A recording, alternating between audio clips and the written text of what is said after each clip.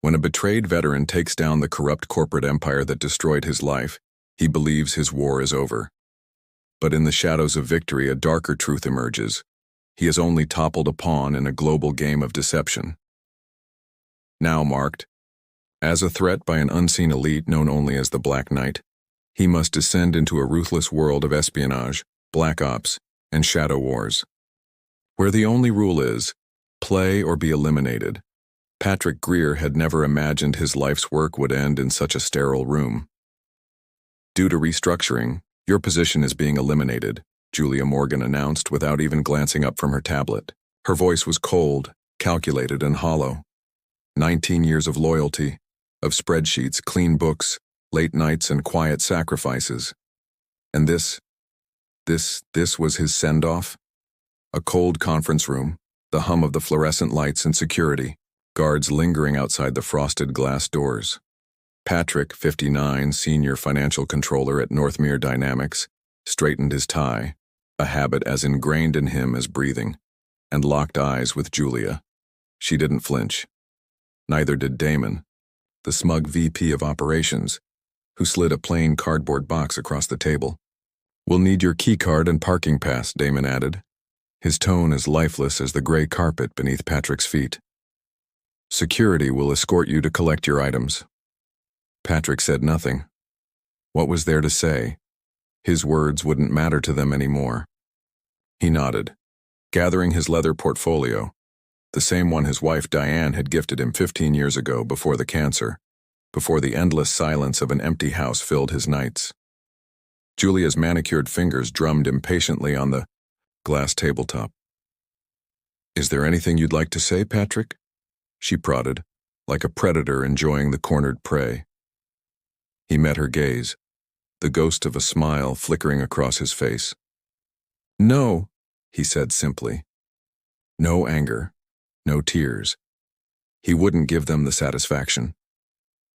He walked through the halls of Northmere for the last time. Once, these halls buzzed with pride, camaraderie, and purpose. Now, they echoed with whispers and averted eyes. Kyle, the young security guard, looked down, shame creasing his features. "Sorry about this, Mr. Greer." Patrick wrapped the only photo he ever kept on his desk, a picture of Diane smiling at a long-ago company picnic, in tissue paper. "Not your doing, Kyle," he murmured. But what they didn't know, what no one in that room knew, was that Patrick Greer wasn't leaving empty-handed. Inside his battered leather portfolio was a small, innocuous flash drive. 3 years of meticulous documentation. Every irregular payment, every mysterious vendor fee, every ghost invoice. A library of betrayal hidden in plain sight. They thought they were sweeping out the old accountant who asked too many questions.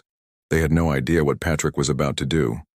The world outside Northmere looked the same, but to Patrick, everything had changed. For the first time in decades, he had nowhere to be at 7 a.m. sharp. No spreadsheets waiting, no reports to review. As he sat alone in his dark kitchen, the weight of his solitude crushed him. He poured 2 fingers of the whiskey Diane had kept for anniversaries. Was this an anniversary of sorts? The end of an era. His phone rang, breaking the suffocating silence. "Dad? Tina from accounting just called me. She said you were let go. What happened?" It was Ellie, his daughter, sharp as a tack and newly minted partner at a high-profile law firm. Patrick offered her the company line. "Restructuring. Nothing personal." "That's bull, Dad," she shot back. "They can't just push you out after 19 years. We should sue." "No lawsuits, Ellie," he replied gently but firmly. "But trust me on this, kiddo. Some battles aren't fought in courtrooms." After hanging up, Patrick sat at his desk, staring at the flash drive. 3 years of secrets. He opened his laptop, his fingers trembling as he drafted the email. To the Securities and Exchange Commission, to the state attorney's office, to anyone who might listen. But as his finger hovered over the send button, doubt crept in. This wasn't just about fraudulent expenses or ghost vendors anymore. It was about livelihoods, pensions, and families. People would lose everything. He closed the laptop. Instead, he reached for the old photo album. Harold Northmere's retirement party. Patrick, Diane, the old team, all smiles, unaware of how the future would unravel. "What would you do, Diane?" he whispered to her smiling face. The answer was as clear as the night sky outside. "Do what's right," she would have said. Everything else is noise. The next morning brought a brutal clarity. This wasn't about Patrick anymore. It was about Harold's legacy, about the employees, about the families who trusted the company. So Patrick picked up the phone. "James, it's Patrick Greer. We need to talk."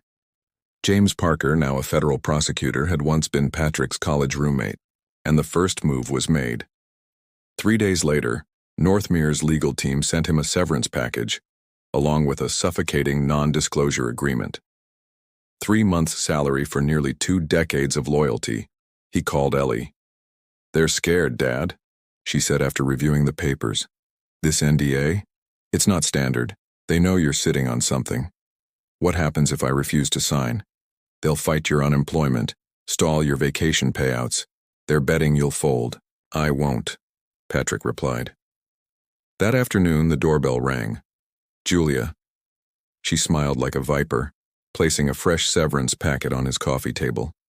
"We can offer an additional 2 months if you sign today," she said sweetly. "What's the rush, Julia? Trying to balance next quarter's numbers?" Her eyes flashed. "I'd be careful, Patrick. Accusations like that can be defamatory. Only if they're false." Her mask dropped. "Did you remove any documents, Patrick? Because that's theft." "I kept copies of my work product, as per the employee handbook." Her smile hardened into a sneer. "You have until tomorrow. After that, things might get complicated." That night, a text lit up his phone. "Back off if you know what's good for you. We know about the flash drive." By morning, a black SUV was parked outside his house. His bank called. Someone had tried to access his accounts. Spam emails flooded his inbox. The message was clear. They were watching him. They could ruin him. He called James. "They're escalating," Patrick told him. "Expected," James replied calmly. "It means you're close. But we need more. Someone on the inside." A week later, hope arrived in the form of his old assistant, Teresa. They met at his brother's cabin in the woods. Safe. Isolated.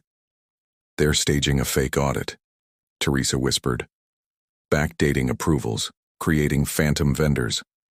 I still have access to the system logs. I've been copying everything." She handed him a flash drive. "You're risking everything. They're already planning to eliminate me." She laughed bitterly. "I found the email by accident." Patrick plugged in the flash drive, and what he saw chilled him.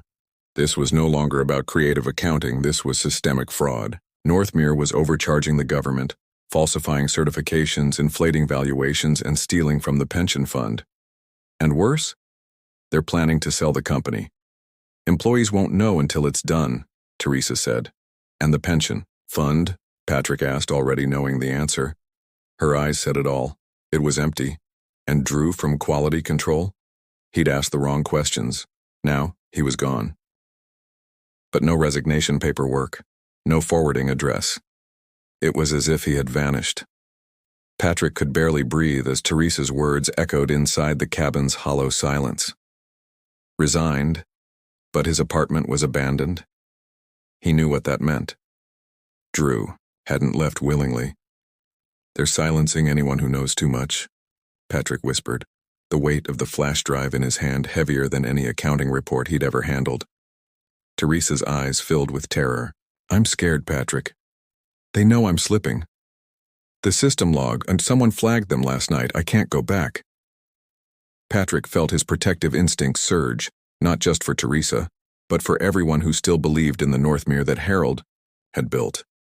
People like Drew, like Greg, like Teresa, like himself. They all deserved better. "I won't let them bury this, Teresa," he promised.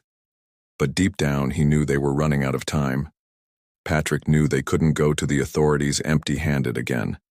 The evidence they had now was substantial, but as James had warned, corporations, like Northmere, had shields of lawyers who would spin it, drown it in paperwork until the truth suffocated. They needed someone who could crack Northmere open from the inside, and Patrick knew exactly who that was. Ellie. She was more than just his daughter. She was a partner at a prestigious law firm, and her specialty was corporate fraud litigation. He had kept her in the dark to protect her. But now he realized she was his only hope. He called her. Ellie, I need you. The silence on the other end told him everything. She knew. Maybe she'd always known he'd been hiding something darker than a simple corporate layoff. Come over, she said finally, her voice trembling with worry. Patrick met Ellie in her apartment that night. When she saw him, her lawyer mask dropped and she hugged him tight, a daughter embracing a father who'd finally admitted he needed her. Show me everything, she whispered. They worked through the night, Teresa joining them later under a false name. Documents, system logs, whistleblower statements, even Drew's last emails he'd sent to Patrick. Everything laid out on Ellie's kitchen table like an open war map. Ellie was furious. This is organized criminal fraud, Dad. SEC, Department of Labor, even Homeland Security could get involved. Patrick shook his head. They're too well connected. They'll bury it. Ellie stared at him, then smiled. A smile Patrick hadn't seen since she argued her first case and won. Then let's make it impossible to bury. During those tense nights, Patrick found himself growing closer to Teresa in ways he hadn't expected. She was half his age, yet she looked at him not as the old accountant, but as the man who'd chosen to stand up when everyone else bowed down. She cooked him soup when he refused to eat, and handed him whiskey when the weight of the files crushed him. One night, as they sat on the porch of the cabin, watching the moonlight shimmer on the frozen lake, Teresa placed her hand gently on his. You don't have to do this alone, Patrick. He felt his breath hitch.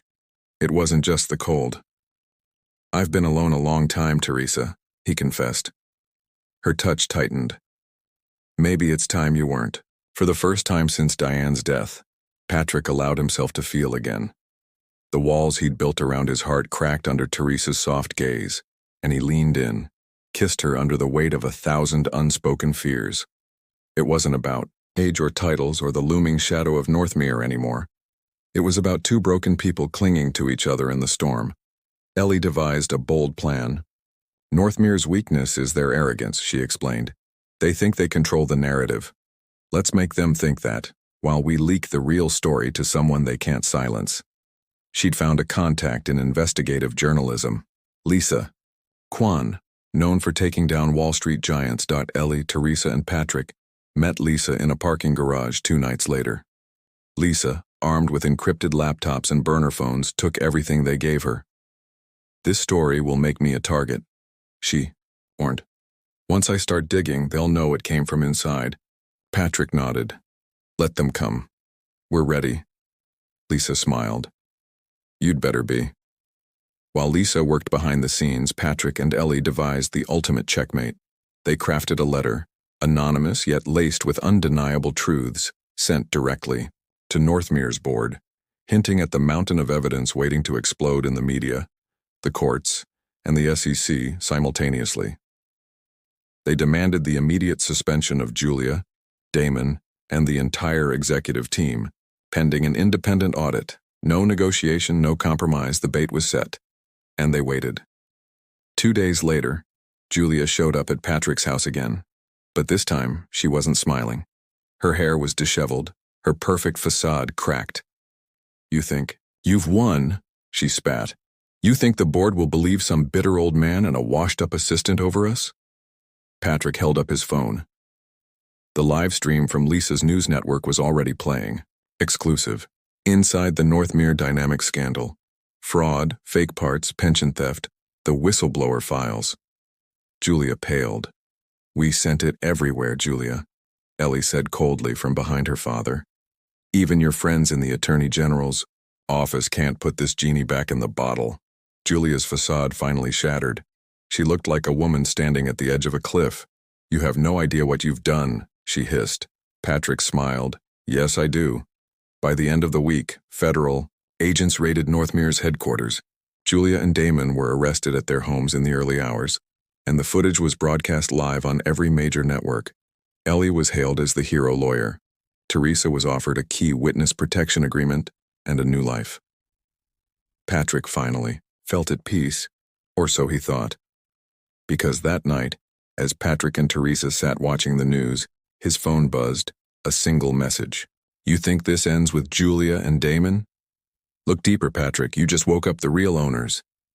There was no number, no trace, only a symbol, a chess piece, a black knight. Patrick stared at the screen, his heart racing. "Who sent that?" Teresa whispered. Patrick didn't know, but he understood one thing. This wasn't over. It had never been about Julia or Damon. They were just pawns. The game had only just begun. The courtroom victory was supposed to be the end, but Patrick couldn't sleep. Every night the image haunted him, the black chess knight card, knight, the faceless symbol of someone watching from the shadows. Ellie had returned to her music.